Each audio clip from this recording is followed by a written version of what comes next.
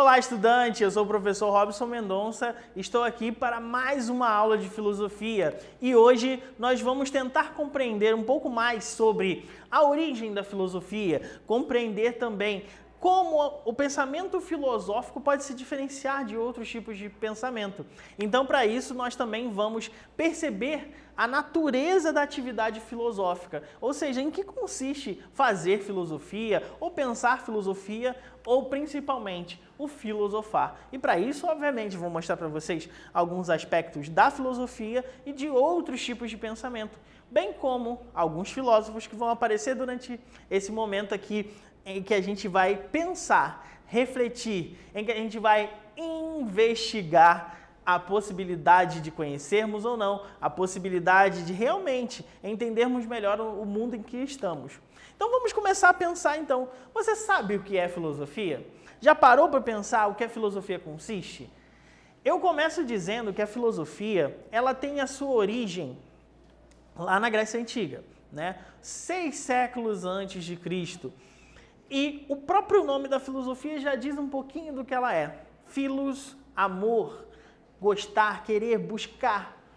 Sofia, sabedoria. Então, comumente nós dizemos que filosofia é amor à sabedoria, é buscar saber. Então, para isso, nós necessitamos da racionalidade. Então, para muitos filósofos, por exemplo, a atividade filosófica consiste em pensar o próprio pensamento, em buscar racionalmente ou até mesmo buscar as bases que possam justificar o nosso conhecimento, a nossa forma de viver, como nós estabelecemos as nossas relações e tantas outras coisas.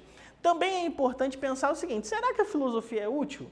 Será que ela serve para alguma coisa? Será que ela serve a alguma coisa? Interessante, né? A filosofia não pode ter utilidade nesse sentido, até porque ela perderia o seu sentido originário. Se não há uma certa liberdade na hora da composição da racionalidade que vai produzir a filosofia, nós não vamos conseguir realmente alcançar minimamente aquilo que tradicionalmente se busca na filosofia, que é a base da verdade, que é a possibilidade de encontrarmos essa verdade.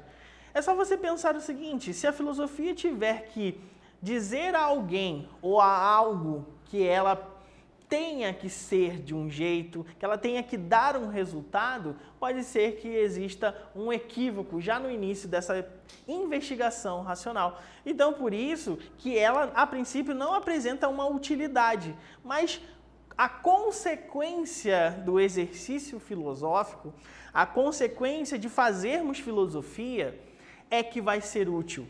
Útil para o nosso dia a dia, útil para questionar as bases daquilo que você recebe como informação todos os dias.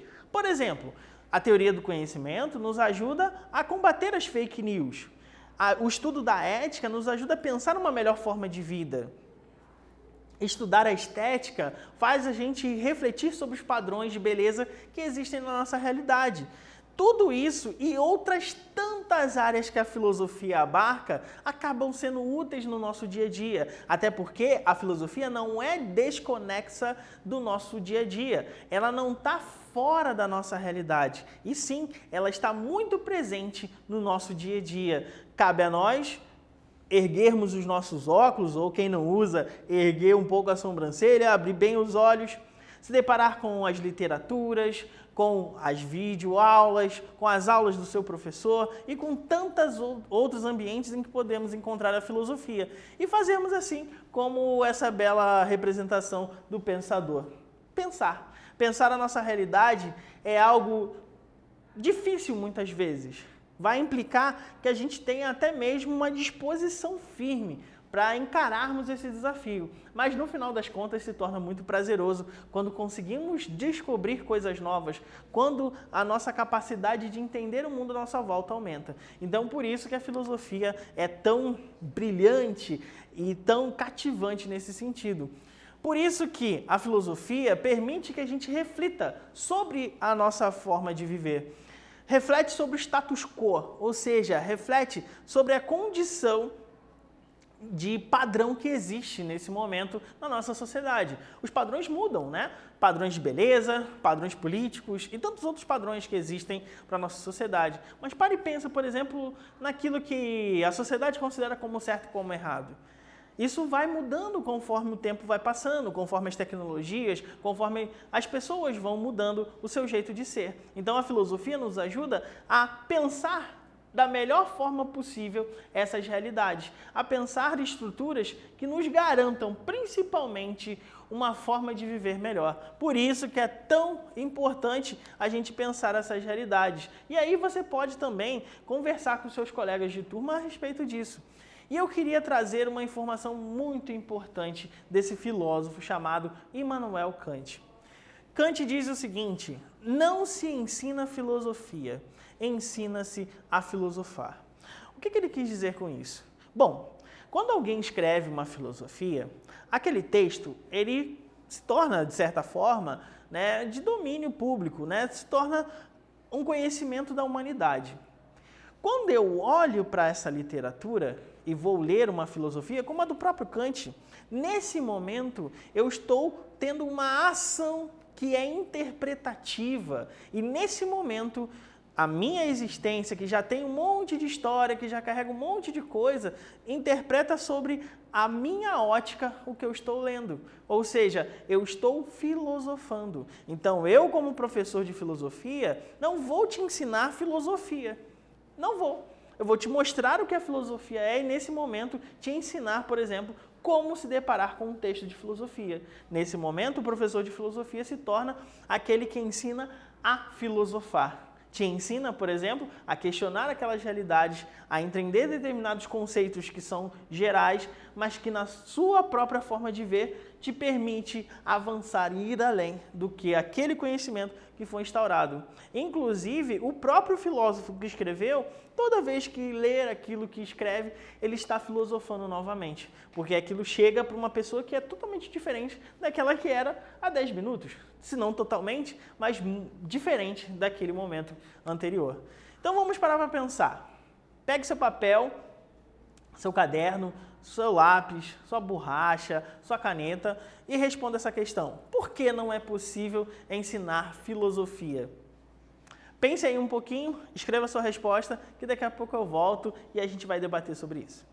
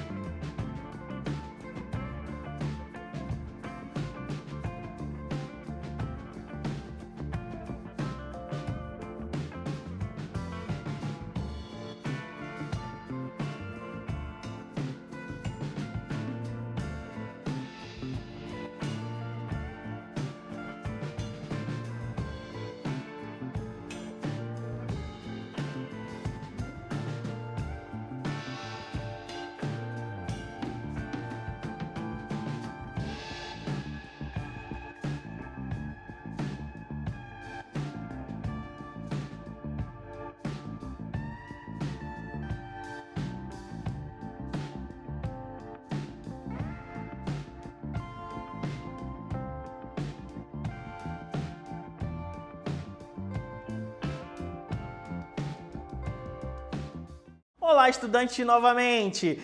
Como que você respondeu essa questão? Vamos ver? A partir do momento em que se produz uma filosofia, isso se torna o conteúdo de uma nova reflexão, ou seja, toda pessoa que tem contato com uma reflexão exercita o filosofar. Ou seja, toda vez que você ler uma página nova de filosofia, toda vez que você se deparar com um novo conceito, toda vez que numa aula como essa você se deparar com uma nova perspectiva, você também vai estar fazendo filosofia. A partir do momento que você pensa, a partir desse momento você vai estar filosofando. Então, por isso que o importante é o filosofar. E, obviamente, quando você produzir uma filosofia, depois que, obviamente, estudar, ler coisas, ler filósofos e outras tantas coisas que são necessárias para se produzir uma filosofia, aí sim você vai ter condições de entender bem essa diferença, né? Entre produzir uma filosofia e o filosofar. Mas, de qualquer forma, essas questões estão conectadas. E você, na sua casa, no seu dia a dia, com certeza tem condições de cada vez mais melhorar a sua capacidade de pensamento, melhorar a sua potencialidade no racionalizar. E isso se faz lendo, isso se faz ouvindo, isso se faz estudando. Então, não perca seu tempo. Vá lá, pegue um livro de filosofia, leia. No primeiro momento pode ser que você não entenda alguma coisa? Pode ser sim que você não entenda, mas de qualquer forma tem muita riqueza ali que de alguma forma você vai captar algumas informações que serão bem interessantes. E por via de dúvidas, né, ou quando aparecerem essas dúvidas, você tem o seu professor que com certeza vai te ajudar. E mesmo assim, as dúvidas são importantes para que a gente vá além. Então, a gente precisa parar para pensar um tipo de pensamento diferente da filosofia. Veja, enquanto a filosofia está se dedicando a racionalizar o mundo, nós temos uma outra forma de responder às nossas questões, que é muito mais primordial, que é o mito. Os mitos, eles narram contos fantásticos que explicam, por exemplo, a origem do mundo, assim como na cosmogonia, né, que é uma narrativa da origem dos deuses, por exemplo, na mitologia grega. Então, nós temos várias teogonias, né, que narram os deuses interferindo e nascendo e criando seres humanos. Então, as várias mitologias, das mais diferentes formas, elas influenciam a nossa vida de uma forma que hoje ela está presente muito mais, vamos dizer assim, na literatura, no cinema, nos quadrinhos. Mas, lembre-se, isso tem um quesito de fé, tem um quesito de crença. Então, todas essas representações que vocês podem ver aqui, né, Zeus, Thor, enfim, Osíris, são representações de divindades em que esses povos acreditavam de fato na essência divina desses seres, que eles de fato interferiam. Assim como você, por exemplo, pode ter a sua crença, a sua religiosidade, assim também essas pessoas acreditavam de fato nisso. E por isso que a gente tem que tomar um certo cuidado quando nós dizemos assim, a mitologia é uma mentira. Ela não é produzida para ser uma mentira. A gente pode até investigar e verificar, por exemplo, que a chuva realmente não é ocasionada por conta da revolta de um deus, e sim por conta do ciclo da água. Porém, não podemos desprezar, de qualquer forma, o pensamento mitológico, até porque, no dia a dia, ele se apresenta de alguma forma para nós. Então, é importante a gente refletir sobre essa questão aqui, ó. Um problema é algo que ainda não compreendemos, mas cuja resposta nos esforçamos para descobrir. Aonde que você encontraria, né, ou poderia dar um exemplo de cada um desses conceitos? Mistério, problema. Será que ainda existe na nossa sociedade coisas que não foram respondidas?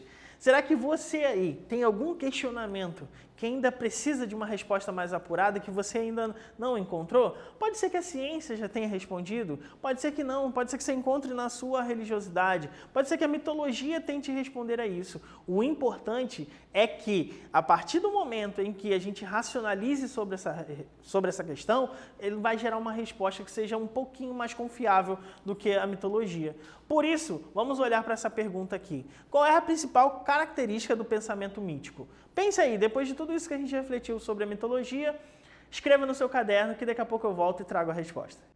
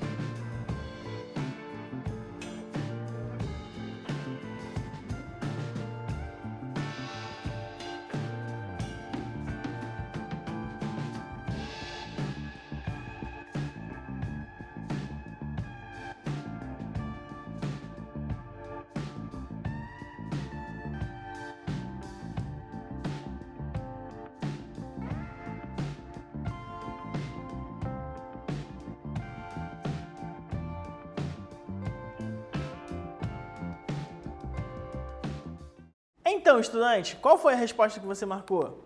A resposta que eu trouxe aqui, que você deve comparar com a sua, né, e verifica aí se está próximo, se não está. Isso é mais importante do que estar, como a gente diz, né, ipsis literis, né, que estiver igualzinho ao que está escrito aqui. O mito é uma explicação fantástica da natureza e utiliza a linguagem do transcendental para justificar os acontecimentos cotidianos, não precisando de provas para justificar seus conhecimentos. Ou seja, diferente da ciência, por exemplo, o mito não precisa provar, atestar, verificar em laboratório aquilo que está afirmando como verdadeiro.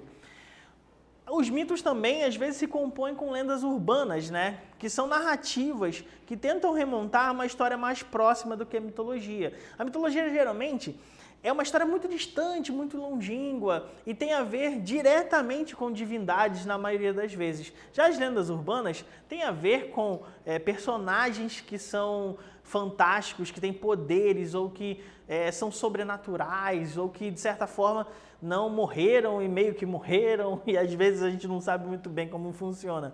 Né? Como, por exemplo, muitas vezes nós recebemos essas informações dessas lendas através das mídias e por aí vai, e até mesmo de contos que nos narram. Então, frequentemente são contadas com uma premissa de terem acontecido com um amigo da gente. E pode perguntar, que amigo foi esse? Será que realmente ele presenciou? Lembrando, nós não podemos desconfiar daquilo que as pessoas viram, mas daí a isso ter materialidade e poder ser provado é outra questão. Por exemplo, ali está citado a loira do banheiro, mas nós temos várias e várias lendas urbanas que muitas vezes acabam provocando até mesmo uma comoção social. Então nós temos que ter muito cuidado quando deflagramos essas informações, porque elas podem se tornar fake news e podem realmente causar alguns problemas na nossa sociedade.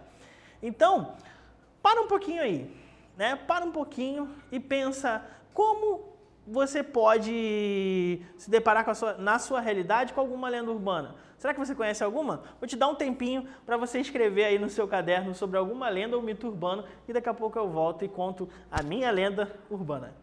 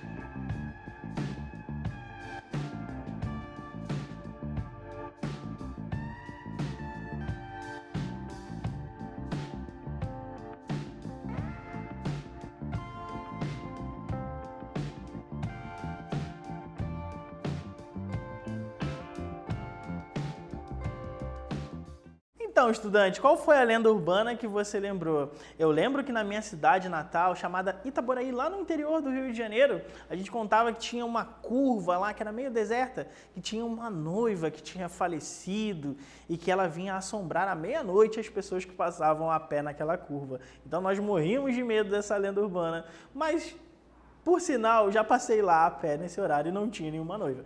Então, é uma questão que denota um pouco a nossa crença, né? E muitos de vocês devem estar falando assim, não, professor, mas eu acredito. Tudo bem, não tem problema, mas nós temos que tomar cuidado quando propagamos essas notícias, porque elas não têm fundamentação e elas têm uma estrutura que não corresponde muitas vezes a um critério de verificabilidade, ou seja, não podemos verificar a realidade disso.